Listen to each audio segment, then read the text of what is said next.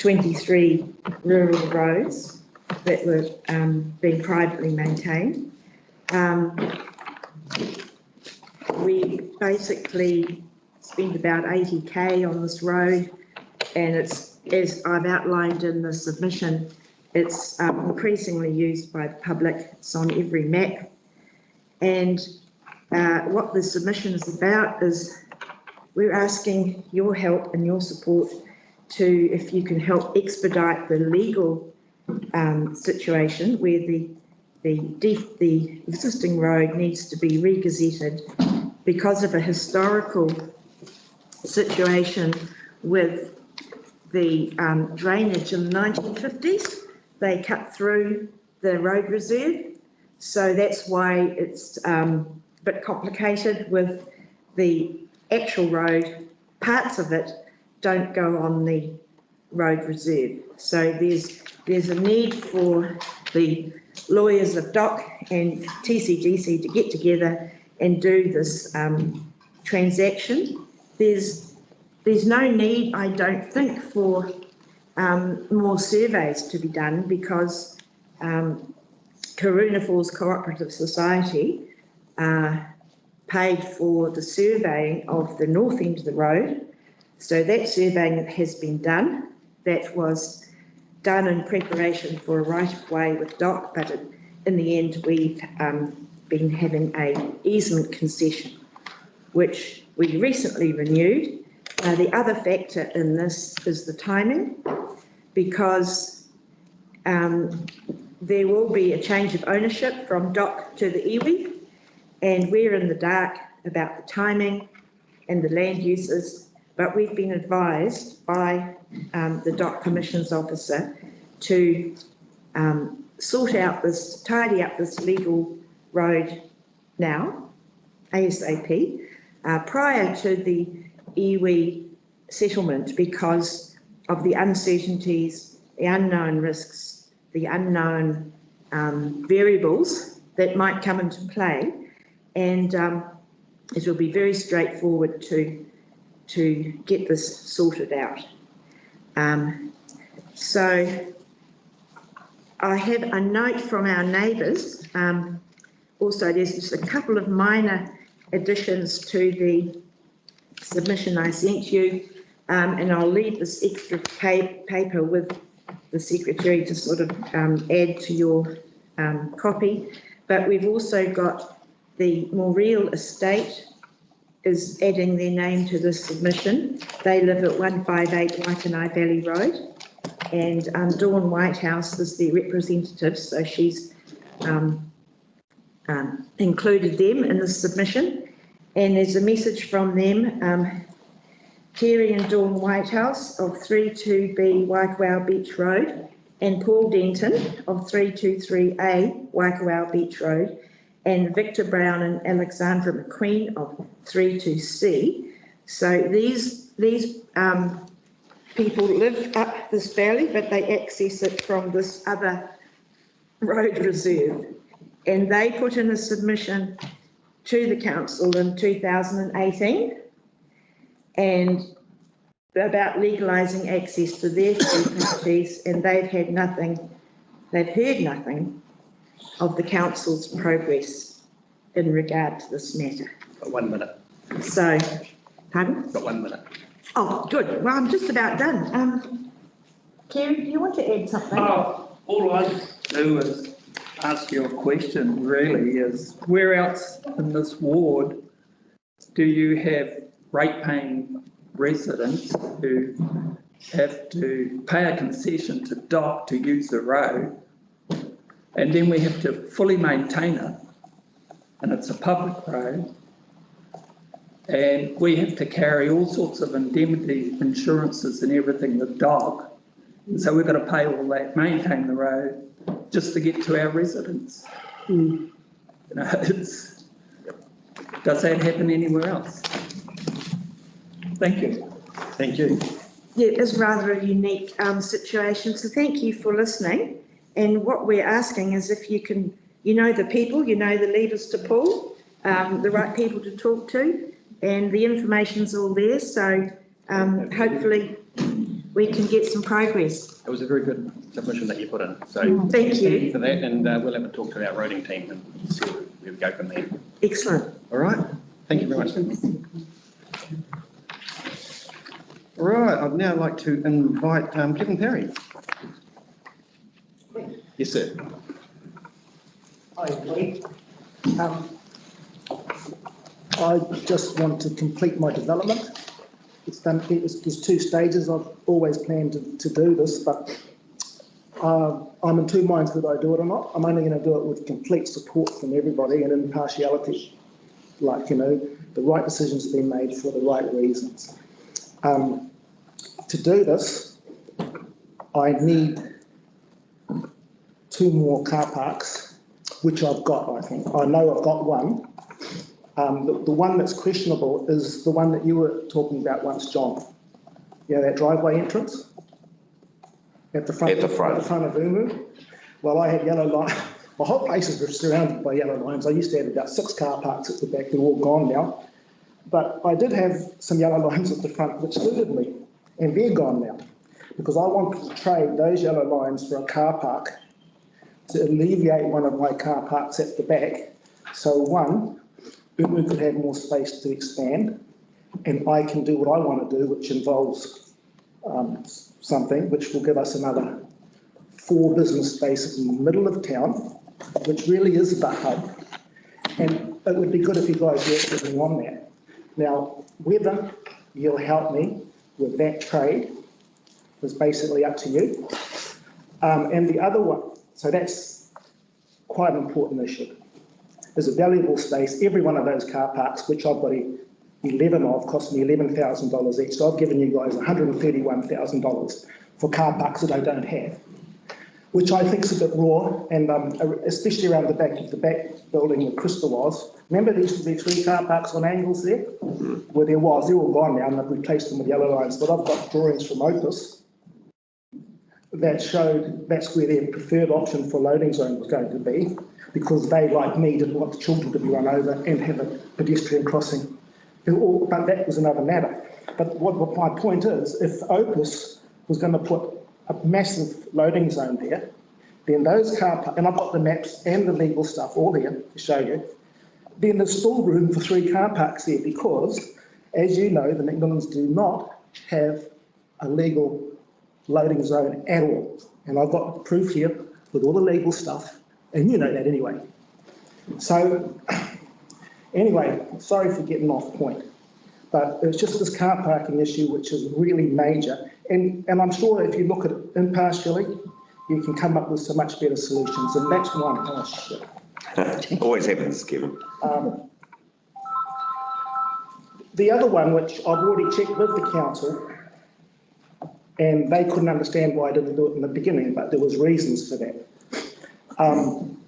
When you guys did put the car, see, I objected to where that loading zone is, but really it was perfect for me. I only objected because of the children. It cost me $6,000 out of my own pocket to stop children from being run over, but John Walker was there at the meeting. He had all of the necessary information. It's a no-brainer. Honestly, a 7-year-old could figure it out. He said nothing. So there was pressure put on the preschool board. They told me to back out, but I wasn't talking on their behalf. I was only quoting a report which said as much, that the supermarket resource consent provided a walking footpath to a pedestrian crossing. So when they told me to not speak on their behalf, of course I stood back, because I was prepared to spend any amount of money to save a kid's life, of which the community board obviously wasn't. But you might have had your own reasons, I'm not sure. But John Walker had that information, he could easily have said something, and the council roading manager, the council lawyer, the OPC and all the rest of them would have gone with this other option. So my point is, now that we've got this loading zone, which is absolutely perfect for me, even though I opposed it, I want to swap the loading zone. I've got 2 loading zones. I've got one on my property, that me and the supermarket, the only people that have provided on-site loading zones, which is actually a requirement for everything in town, but obviously you're not going to do it, even though you're supposed to. So I've got 2 loading zones. I'm allowed to transfer one loading zone to the other loading zone, which frees up another car park.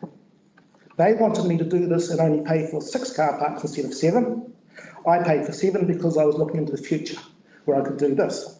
So I want to transfer another one of Umu's car parks into my loading zone, and my loading zone transferred 1 metre to another loading zone which the council has provided, which was perfect. So that's really what I'm here for.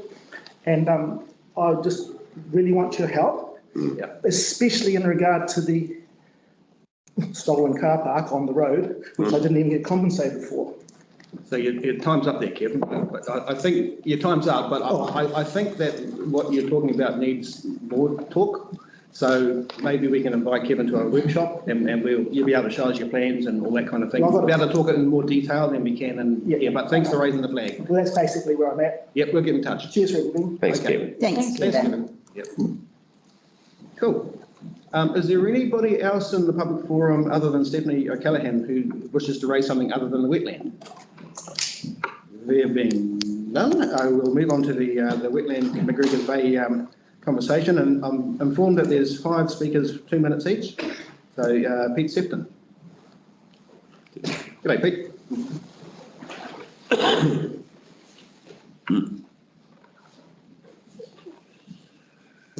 We got no juice. Morning, everybody. Probably most people know me, I'm Pete. I'm here to represent the Macarthur Bay Wetland Society and to argue for wetland. Now, I think everybody knows that the importance of wetlands. It's a national issue now. A lot of money's been spent on restoring wetlands. We have a fantastic little wetland very close to town, which should be a great place for breeding birds, insects, all sorts of native animals, plus flora. Unfortunately, it's been choked by a controversial gate, which is stopping the flow of water going in and out.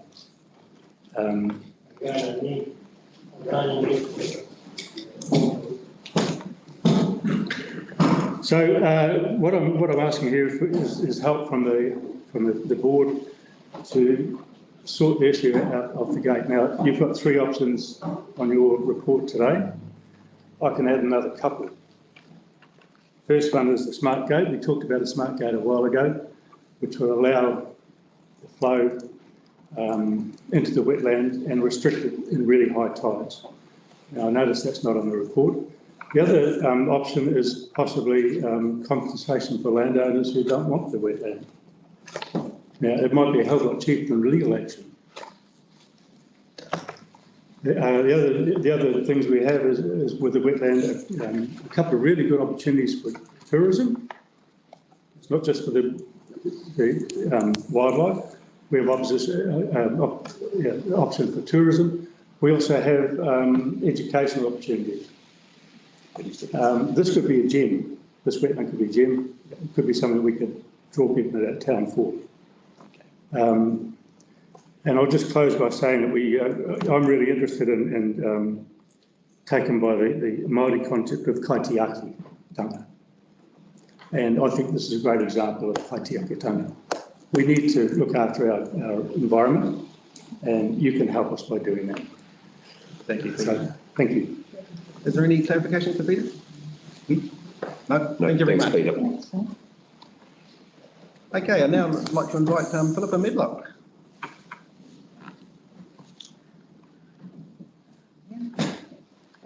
Good morning. Yes, you know, my name is Philippa Medlock. My husband Bob and I own 2290 Long Bay Road, which is located behind the wetland. We moved to Coromandel in 2011, and our reaction when the removal of the floodgate was suggested was no, you cannot flood our land. However, when the gate was cut off last year and salt water ingressed onto our property, we decided to move some of the topsoil to create a small lagoon. The number of birds, crustaceans and fish fry that quickly moved in was impressive. In our opinion, it is time to stop infighting, wasting money, and let the Coromandel community have increased access to this special environment. We will continue to work on increasing and landscaping the lagoon on our property. We intend to put in a boardwalk and maybe a bird hide. We hope that others may consider saltwater ingress 3 or 4 times a year onto their land, a small sacrifice to pay for the benefit of the Coromandel community and its visitors. We support the removal of the wetland gate, flat gate, as all other negotiations have failed. Thank you for your time. Thank you. Any questions for Philip? No? Okay, thank you. Julie Sarginson. Good morning, Marina. I'm Julie Sarginson, and I have the wetland paddock at the northwest end that borders the west wetland. It's very low lying, so a lot of drainage comes down the hill onto that paddock. So I intend to plant it out with swamp flax and kakatea and oioi and cabbage trees to make it into a wetland, and my dream would be for the fence to come down and it would be part of the wetland. I was there watching when the gate came down, and it coincided with a heavy torrential downpour. There was a few puddles here and there. It wasn't a huge, serious inundation. Any flooding on the road is due to a block culvert. That's the little road that goes up to the houses. And it was a breathtaking sight to see the wetlands with the gate down and the water flowing naturally in and out.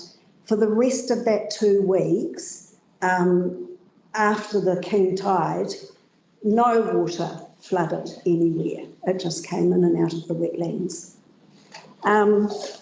Since the Medlocks have made their beautiful little wading lake, we've had pied stilts and paradise ducks and spoonbills, and they come over to my place too. So I can wake up in the morning and look down and see, 6 spoonbills on my property. But these projects need the salt water to come in even once every 6 weeks and flush out the water that can become stagnant and sort of slimy. So that is really necessary. Have I had my 2 minutes? Indeed. Okay, so I'm saying please vote for the concrete gate slab to go and for it to all to be freed up. Thank you. Thank you, Julie. Any questions for Julie?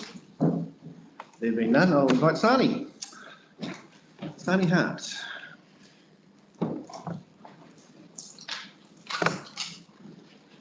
And I'll just mention too also that we have received correspondence from Julie and Sani and Roy and Kate Donoghue, and they'll be tabled later on in the meeting. Tēnā koutou. Got 2 submissions, one from Upper Coromandel Forest and Bird and one on behalf of Coromandel Adventures. Firstly, on behalf of Upper Coromandel Forest and Bird. Forest and Bird, both nationally and locally, advocate for the retention of wetlands, both for their own intrinsic value as important ecosystems and as a way of ensuring healthy harbours.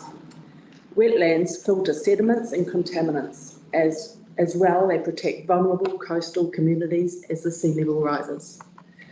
They help protect infrastructure assets and properties vulnerable to rising sea level, acting as buffers that disperse wave action and sea surges while also absorbing water. Forest and Bird locally has worked towards the regeneration and protection of a small but critical remnant of coastal wetland, which is a TCDC reserve at McGregor Bay for almost 30 years. We are concerned that a large concrete slab that allows only minimal entry and exit of tidal waters is the major contributor to the continuing degradation of the McGregor Bay wetland. We believe that the slab is in violation of various acts and statutes. We note too that during the time that the so-called gate was removed, the degree of inundation on the adjacent property, whose owner was lobbying to have the gate remain, was minimal. By contrast, the effect on the native bird life was notable, especially rare native wetland species such as pateke, pied stilts, white-faced herons, banded rows and spoonbills. Also observed were juvenile snapper, eels, young mullet and other aquatic life that could not easily access the wetland to feed and breed with the gate restricting water flow. We are also aware that 2 adjacent landowners, Julie Sargison and Philippa and Bob Medlock, support the removal of the gate and are contributing part of their land to the wetland restoration. The council has already spent over $100,000 of ratepayers' money on McGregor Bay issues. That figure does not include the additional cost of staff time and travel. Forest and Bird would rather see this money used to enhance our natural environment and our natural capital. Wetlands are important to both locals and the many tourists who come to the peninsula. The benefit to Coromandel of a thriving and ecologically significant area of wetland in McGregor Bay would be great. Already the students of Coromandel Area School and the Coromandel Preschool have been involved in environmental education projects in this area. There is a real potential for tourism once a boardwalk is established, with plans already drawn up that facilitate access for disabled people. It will help to mitigate the effect of rising sea level on the harbour, beach erosion and roading infrastructure, which is already close to flooding at any normal high tide because insufficient water can flow into and be dispersed by the wetland. Lenny Williams of Patukirikiri Iwi endorses Forest and Bird's position that the McGregor Bay wetland should be allowed to thrive. Forest and Bird supports the majority of Coromandel residents in asking the Community Board to endorse the removal of the gate. Thank you, Sonia. Okay, now from a different perspective, from a tourism perspective and our experience as tourism operators in Coromandel. And I'm also at this stage involved in additional work looking to establish a community long-term plan for the Cody block, which is relatively adjacent to the McGregor Bay wetlands, so I refer to that in here. Historically significant considerations when proposing development in Coromandel town have related to the importance of maintaining the unique character of the township and the natural heritage values of our surrounds. These aspects of our town contribute toward the quality of life for our community, as well as representing unique qualities providing economic development potential for our community. Heritage significance can be defined as an area characterised by or pertaining to preservation or exploitation of local and national features of historical, cultural or scenic interest, especially as tourist attractions. That's from the Oxford English Dictionary. This definition recognises the importance of attracting visitors and that part of the heritage value of an area is the potential to present it to the public. A key consideration to the potential of natural assets to successfully contribute towards heritage tourism and potential economic benefit as the destination and proximity to major markets and visitor flows, as identified by Carlson et al. In 2008. In a post-COVID world, Coromandel Adventures has observed that a near 100% of visitor interest from clients heading this way and contacting us is coming from domestic and overseas visitors wishing to engage with our environment and connect with our stories and people and local conservation projects. This tends to disperse our visitors throughout the region rather than the intense concentration on specific popular sites as was previously the case. The McGregor Bay wetland is part of a compelling ecological corridor with important ecological, cultural and historical significance, stretching from the Patukirikiri Reserve to Tucks Bay. This includes the Cody Block, Patukirikiri Refuge Park, the Hooray Track, Long Bay Cody Reserve, Long Bay and Tucks Bay, and various sites relating to local gold mining history, including the Horeki mine.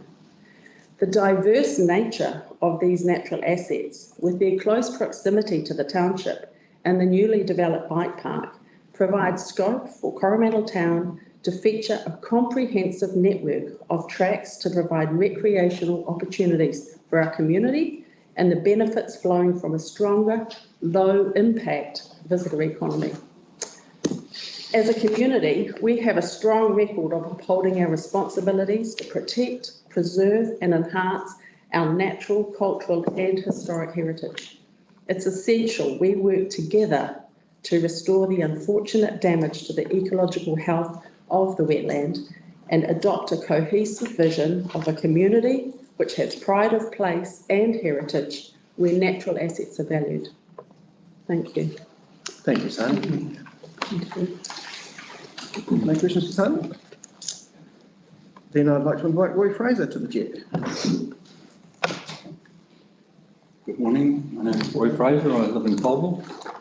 So in 1986, the Kennedys put their farm on the market. That farm stretched from the south end of McGregor's Bay, over the hill behind Long Bay and Tucks Bay, down into Kikapakarery Bay, and across the road in Colville Road, and then over the hill behind McGregor's Bay down into boundary on the golf course. So when the property came on the market, I was inspired to try and develop that property and form some building lots.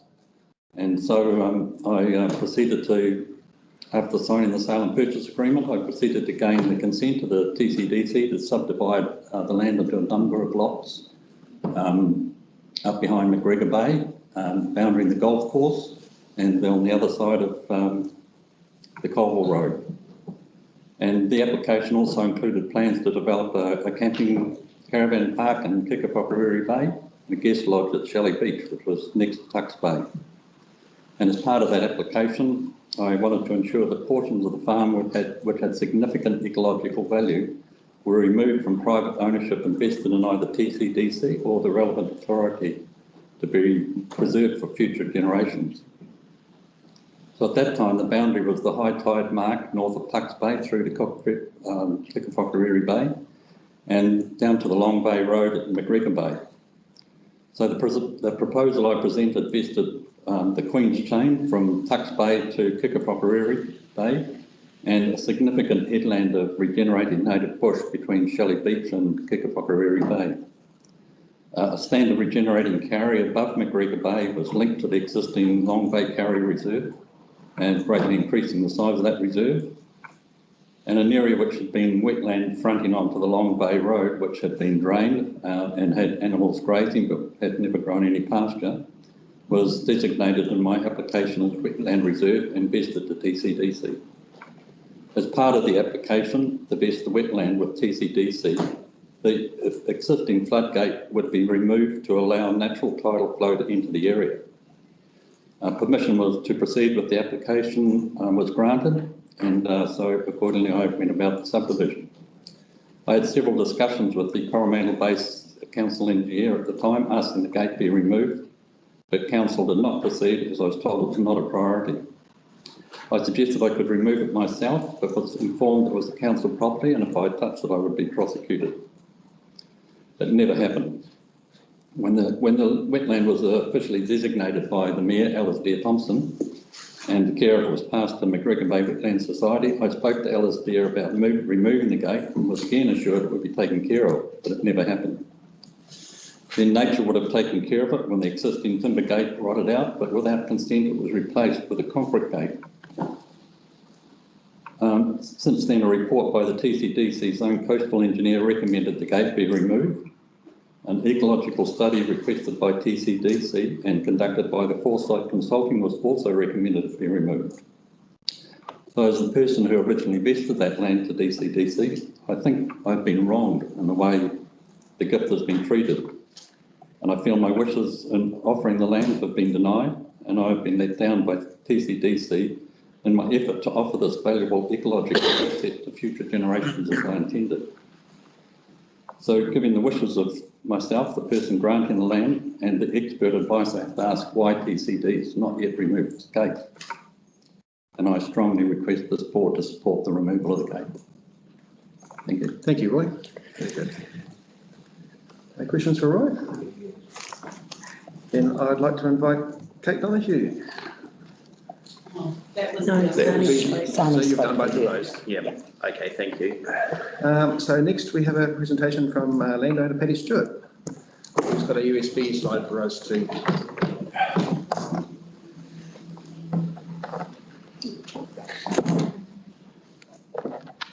Paddy, did you want to click through the slides yourself? I could just, if you just hit the mouse, it's fine, isn't it, okay, Don? Okay. You know? Hi folks, yeah, I just actually wanted to speak in support this morning of council maintaining the asset. And we could, like I say, quite a few things. Sorry. Yeah. Cheers. So I just actually want to talk some positive things, what the actual gate's doing there. So what the Foresight report showed us in aerial photos, they showed us that the gate actually created the salt marsh wetland because it caught the sediment. So, and you can see there's actually a lot of water that flows in there on a normal tide, so don't forget, just click forward the next one. And then in terms of the wetlands here, so this is Pārtiki, so I worked on this project for DOC, the introduction of Pārtiki in early 2000s, when the birds, it was the first successful release of Pārtiki in all of New Zealand, and it happened at Port Charles. And since then, with the predator control, these birds have spread around them. This family of ducks of Pārtiki, they bred and fledged in one of Mum's neighbour's place up there, and that's what the gate stands. So we've enjoyed these birds and wildlife on our properties with the situation now with it. So we can just get forward. And so here we are. There's the TCDC silk trap for the subdivision, and that relies on the gate. Next, please. Okay, and then so we take the gate away. So last winter the gate was vandalised, and so this is actually in the coastal marine area now, which was the reserve, and this is, I counted over 215 native trees that were killed in the inundation event, and some of those are on private, so you'll know that a fair bit of the wetland is actually private, covered, protected property. So if we just click on next again, please. So that's what happened, and one more, please.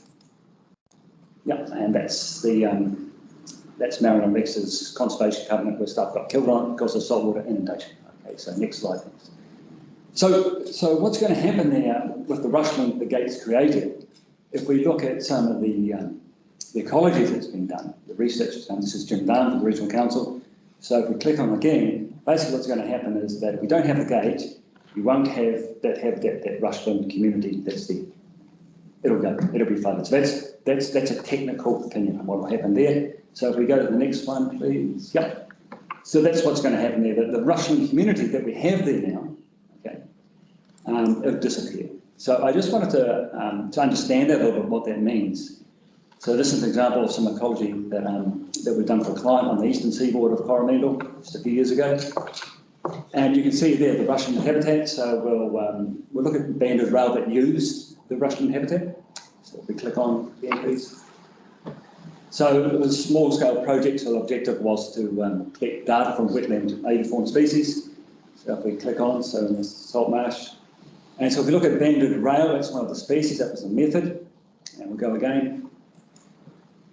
So I deployed, so I have a business that works around the country and we do resource consent work, and I use a lot of autonomous automated equipment, and so I deployed 19 of those at sites in the spring of 2017, and we'll go again, please. And we set them at 200-metre intervals and we run them overnight. Okay. And what we found there in the green site, which was one of the earlier slides, is that the banded rail we're using the salt marsh. Okay, so that's actually the rushland community. And so if we talk about that, yeah, click again, thanks. So they were mainly detected in some mixed mangrove rush and rushland habitat. So we'll go to the next one. And they weren't recorded from the 2 acoustic recorders that were deployed in mangrove canopy. Okay. And we know that, I'm not quite ready, but it's okay, it's all good. And so all I'm saying here is that that information, that survey work showed that banded rail need it, and the literature would show you they need the rushland habitat to successfully live. They also live under mangrove forest to forage, but they need the rushland habitat. So just click again, please. I'm nearly there, folks. So what I'm inferring from the work we did in East Coast salt marshes is that banded rail need that habitat. So that's the rushland habitat in the background. And if we don't have a gate, we won't have that habitat. And Foresight, that's Foresight and Jim Dunn saying you won't have that habitat if you take the gate away. And, yep, I think that's, so I'm asking to look after that habitat piece. So we're asking to keep the gate. Thanks very much. Is there one more? No? Okay. Thank you. Thank you. Yep. Any questions for Patty? There being none, then I'd like to invite Jane Forrett. You can do on that, there's a video with there as well.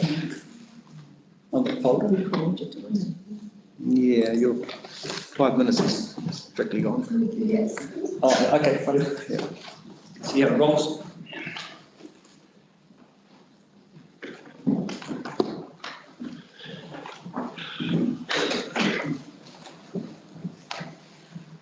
So do we have Jane Forrett here?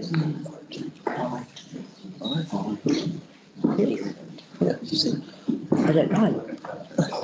Oh, is it this lady? Yeah. Hi, I'm Joan Forrett. I'm the lawyer that represents the Mackenzies.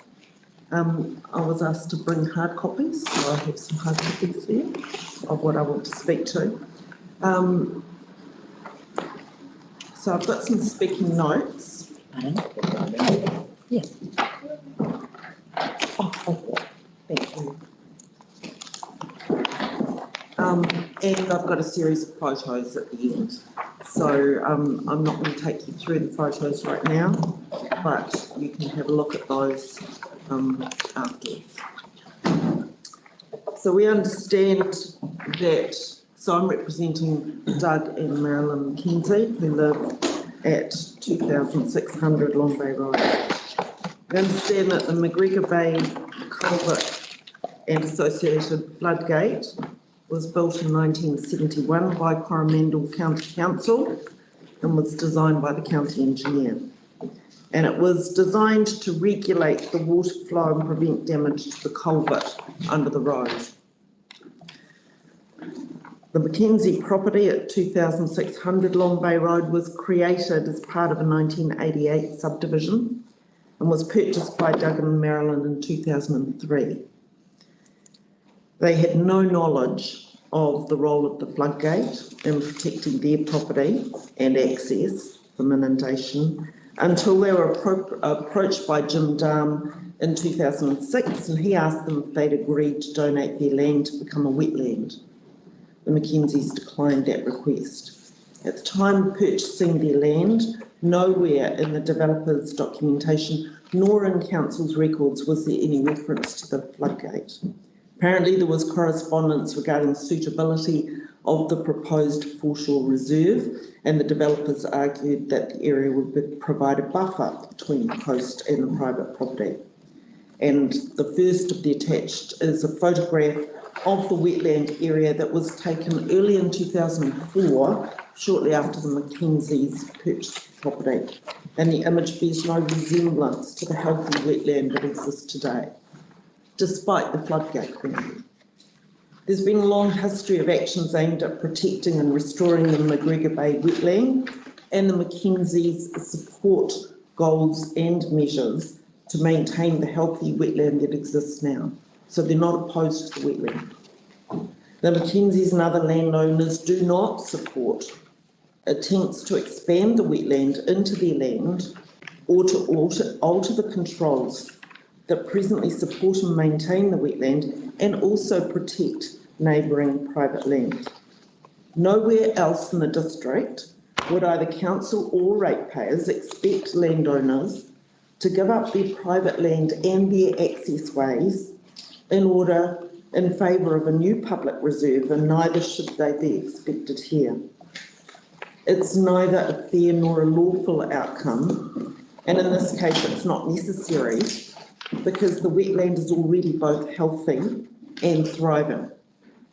As the board will be aware, the floodgate has been replaced and removed on occasions both in the past and recently, and the effects of the recent unlawful removal have been documented by landowners, and they have photos at every step. The Mackenzies suffered significant pasture damage on their prime grazing land, with saltwater inundated their bottom flats for at least several hours around each high tide.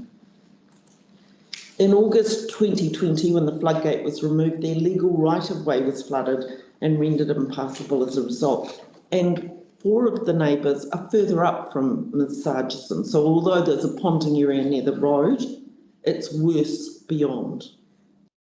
Quite apart from the damage to the structure of the right-of-way from constant flooding, the loss of access is a breach of the Mackenzie's property rights and puts them at risk in the event of needing emergency services, as occurred in December of last year.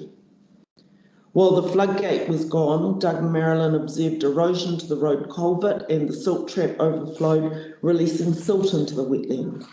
The silt trap was installed to capture silt from the Glenfern Park subdivision. Protected native shrubs on private protected wetland were also killed by the saltwater inundation.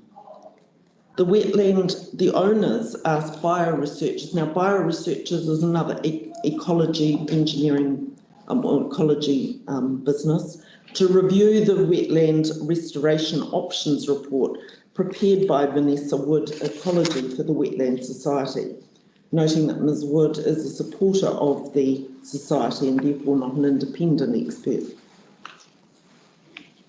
That report from bioresearchers found that the wetland is healthy.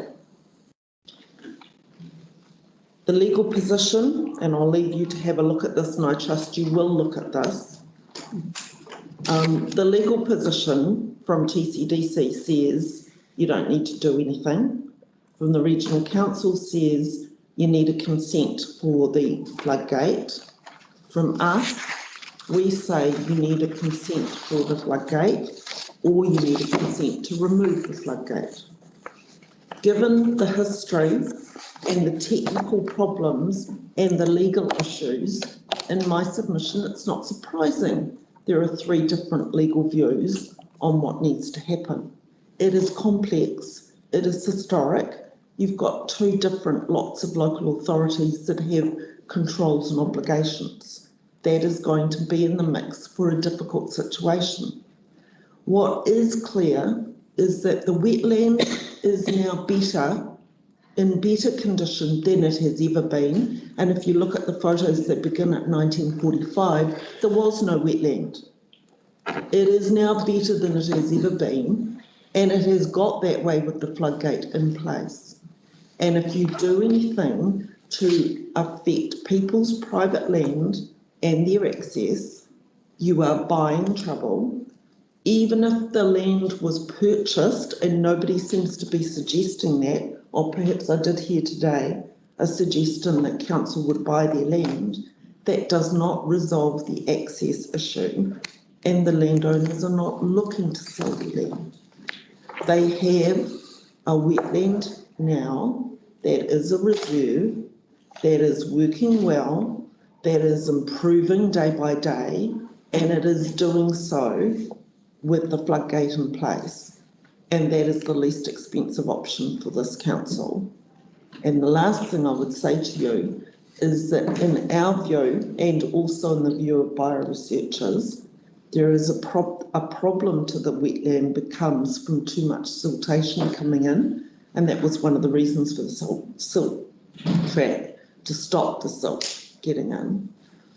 Now, the drain that was draining those properties is not being cleared because it goes into a covenanted area, and so that siltation is happening. So it is the changes to the existing balance that are likely to cause problems. I have to point out that you're over time. Thank you, and I appreciate your indulgence, but I do ask that you read the submission in your own time and have a look at the photographs. Thank you. Thank you very much. Questions? Are there any questions for? Yes. Are you aware that Mrs. McKee the questions are from up here, sorry. Marilyn Loudon. Okay, good morning, everyone. I'm Marilyn Loudon. I've lived at Long Bay for 30 years, and we look down on the wetlands. When we first arrived, they were all dry, and the previous owners used to ride motorbikes around. Our cows liked to eat the odd mangrove that was there. And when, in 2015, when the gate was modified, it actually all improved from the wetlands point of view. The water now sits in our coveted area, sits there full time. The mangroves have spread heaps. There's marsh all through now. Killed a lot of our trees we planted, I might add. And it's thriving. I don't know where this idea comes from that it's degraded, because it's actually not. It's better now than it ever was when we moved there. The floodgate has been removed twice in the last 30 years. Both times there were fine weather, there was no flooding. So that area, the water catchment goes right around. We also have the water from the two subdivisions on Long Bay come down through that silt trap. That's a huge amount of water. Now, if you get that all coinciding with a king tide, you're going to have some trouble. That water rushing out, it might cope the first time or two, but it won't cope for very long. And also, if that gate is taken off, we potentially will lose most of our bottom paddock, which is essentially half our property. Now, you tell me, who here would be very happy to have their property just taken off them? I bet there's nobody here, nobody would be happy to just give it away. We've already covenanted the wetland and protected it. That's it. You're not getting any more from us. The studies do indicate that the wetland is in good condition. So there is a solution. Why can't you dig a couple of ponds out in the top end of the wetland and have the water fed from that drain that runs along beside the road and keep them full and have them so they'll flush out? Then you've got your water, we're not affected, and the wetlands have got more water. Not that I don't think it needs it anyway. I think it's thriving now, and like Paddy said, you don't want it flooded with water. You've got to have those marshlands. So, yeah, I don't know. So anyway, I'll have to say, this has been going on for years, and this unrelenting attack on us, as well as because of the floodgate, it's really taken its toll now, and we're sick of it. Absolutely sick of it. And the main attack is coming from people that aren't affected at all. It won't make any difference to their life. So somebody's got to grow some and get it sorted and tell them where to go. Thank you. Thank you. Can I Any questions for Marilyn? Yes. Now, could you just clarify what you said about where the stormwater was coming from?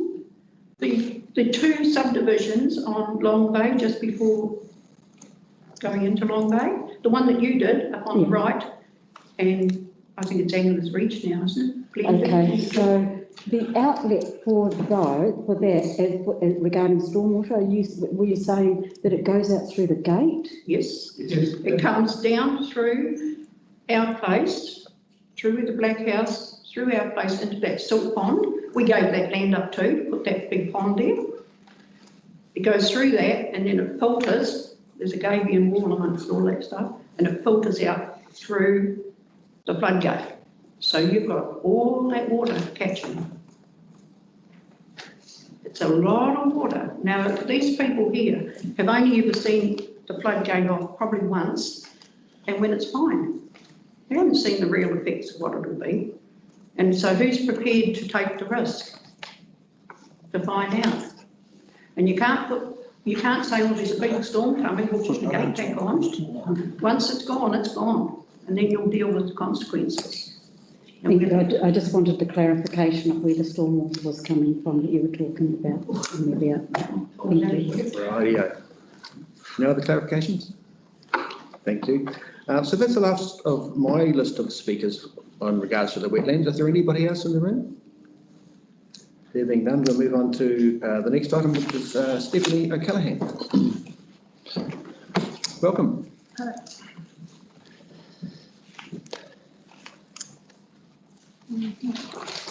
So, dear Chair and members of the board, thank you for the opportunity to introduce our company Ecotron and to present our proposal for public electric vehicle charging in Coromandel town.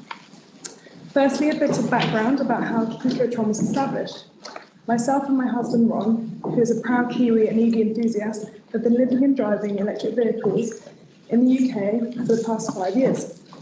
During our time in Europe, we have experienced a massive EV adoption wave, and this transition happened faster than we ever anticipated. We came back to New Zealand last year, and it's like travelling back in time when you look at EV infrastructure here. So we saw a massive opportunity to design and build a high-tech public charging post which incorporates all our learnings from Europe and makes it even better by focusing on a simple user experience, reliability and convenience. There are 4 core members of the Ecotron team, 3 engineers and myself, a town planner. We have a clear vision of what New Zealand's EV infrastructure should look like in 2030. Together with our key partners, we have the capability to deliver the projects from start to finish with limited reliance on third-party products and software. This gives us a huge advantage for future research and development in our products and services and develops technology and high-tech jobs here in New Zealand. Now let's look at the transitioning world from petrol and diesel cars to electric vehicles. You're probably aware of the New Zealand Climate Change Commission report, which has just been released advising government to stop all imports of internal combustion engines or petrol and diesel cars from in 2032. This is a trend we are seeing globally, where market forces, along with government incentives, are driving exponential EV sales. COVID-19 has also given us an opportunity to transition away from foreign fossil fuels and rebuild a cleaner world.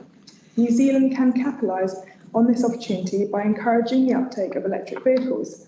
This will promote cleaner air, result in less noise pollution, enable cheaper overall lifetime cost of car ownership, and decrease reliance on fossil fuels, both foreign and domestic. Kiwi cars can be powered by Kiwi renewable energy. When talking about EV charging, there are 2 main types.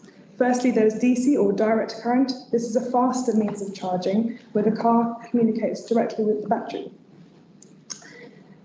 These high speeds, however, degrade the battery life.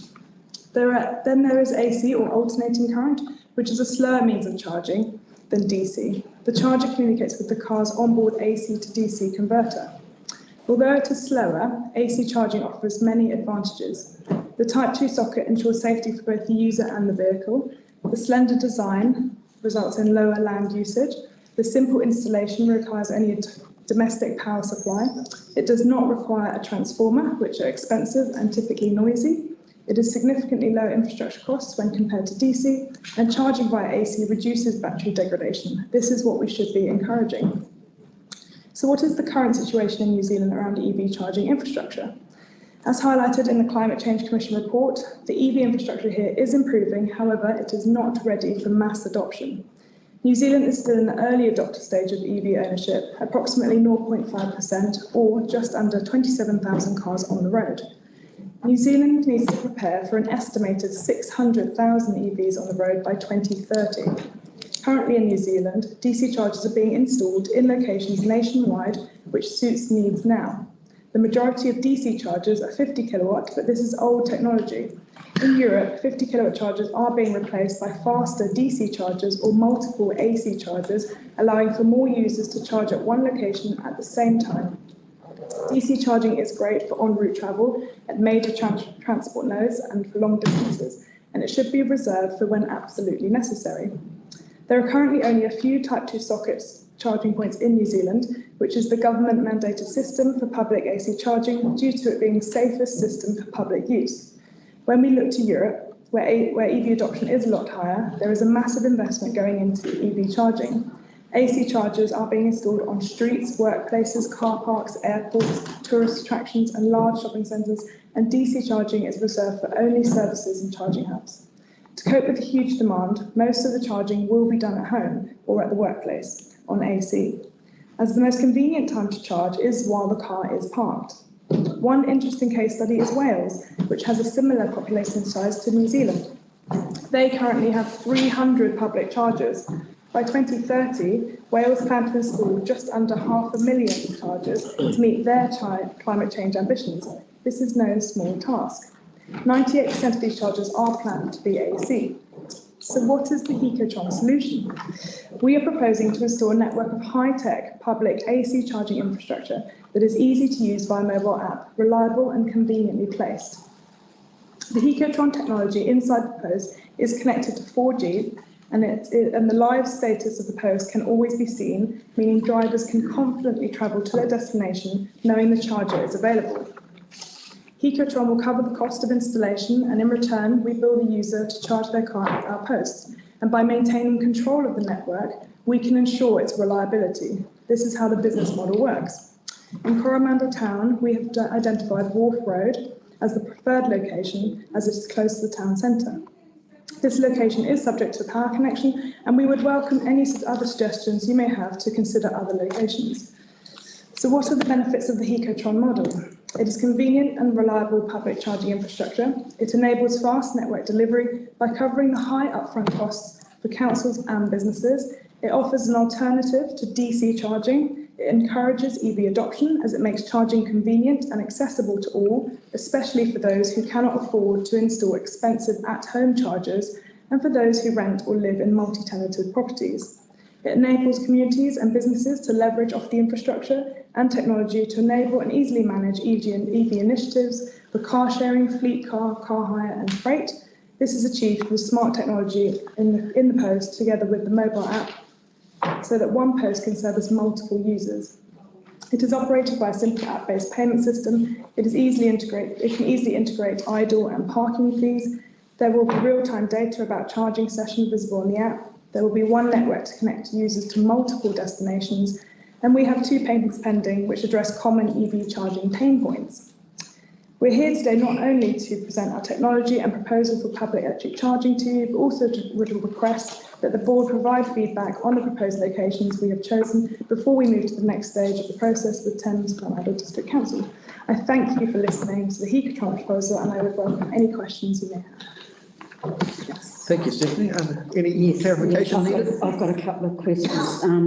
First of all, you know that we've already got an EV point? Okay. Yes. And did you know that when that EV point was suggested, it was first mooted that it be in Wharf Road? Okay, right. And that's a heritage area, and we thought that. Okay. We don't want that. Okay. We don't want any EV. So how would your EV connector thing be any different from the one we already have? Okay, so that's a very good question, and we have had that a lot. So that is actually a DC charger, which is a fast charger, which is great. You need that. Don't get me wrong, that is very useful. But you need to kind of wait for your charge to finish, because it is sort of that awkward time where it's maybe sort of 30 to 40 minutes charging, and then you should really move off there so that if someone else turns up with their EV, then they can charge.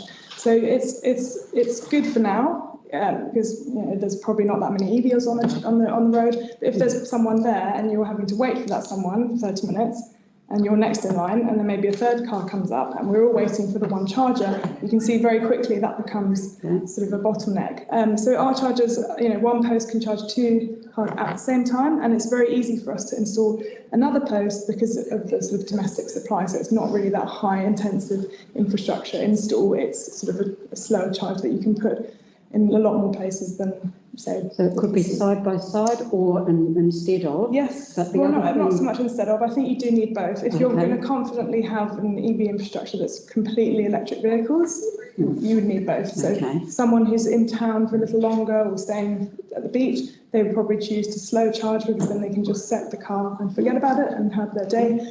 Or someone who's driving through and needs to top up to get to their next destination, they would be using a DC charger because it's a faster charger. I need to move on, that sort of thing. Yeah. Sorry, I have one more question as well. So given, Coromandel town is a heritage town, and you said a tower in the middle of, we would be looking at a tower in the middle of town? There's a picture in that. Yes. Okay, sorry, I did read your report. Yeah, I can sort of actually that's sort of what it looks like. Okay. Yep. And if there are Okay. heritage issues, and you really feel that maybe the blue is offensive, whatever, that is something we can definitely work with. As I said, it is our technology. We are designing and building this in New Zealand, so we're very flexible on what we can do down. Thank you. Yes, John. That was a great presentation. Oh, Thanks, mate. thank Very you. informative and Yeah. good on you. Hey, listen, you'll be using public space for the charges. Does the company pay for the right to use that space, with that expectation that you may be required to? I mean, it's public space. Yeah, so these are the discussions we're having. I think as we're sort of starting up and it's sort of an early adopter phase, we would hope that the council would encourage that as sort of like an incentive, maybe the first 5 years, to say, and get it off the ground. And then after that, I think we would definitely look at reviewing. But what we also could offer, in the long term, is once we've sort of met our costs and we've met our sort of requirements, we can then actually sort of a load share with profit share with the community to sort of give back on those spaces if it is in the public space and there is high usage and things like that. So there's certain trigger points that we can look at. Oh yeah, we'd always look at the public. Yeah. But it is a public space and to be used commercially. So I just wondered if that was something you Yeah, give much definitely thought. something we can look into. Okay, okay, thank you. I've got one. Can any EV go to any charger, or is a brand designed for a DC? Or Yeah, so any car can charge at our posts because it's actually a bring your own cable system.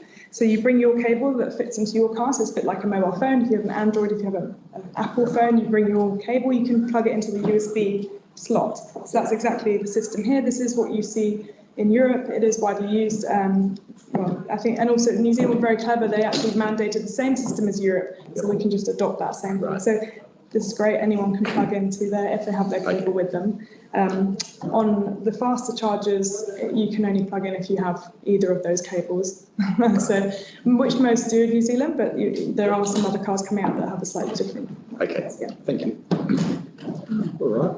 Yeah. Well, that's something that I guess the roading team will come to us to workshop over, because this is a public forum, so we'll be in touch. Yeah. We'll speak to them and then we can maybe move forward from there. Okay. And in terms of feedback, will you do that to them directly, or would you like to speak to us? Or We will make contact. Yeah, we will make contact with you once we've sorted that out. Great, perfect. Thank you very much. We'll Thank you. contact details up to you. Oh, guys. I just need to go to the bathroom break. So we just need to resolve. Yep. Okay, so the resolution is that we receive the reports from Peter Septon, Philippa Medlock, Julie Sargerson, Sonia Hart, Roy Fraser, Patty Stewart, Joan Borrett, Marilyn Bowden and Stephanie O'Callaghan. I'll move that. Do you have a seconder? Thank you, yes, second. Thank you. Those in favour, say aye. Aye. Okay, it's carried. Thank you. I'll just have a quick recess. Yes. And we'll come back. Absolutely.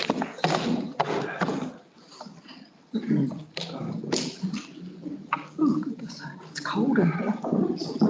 I don't know.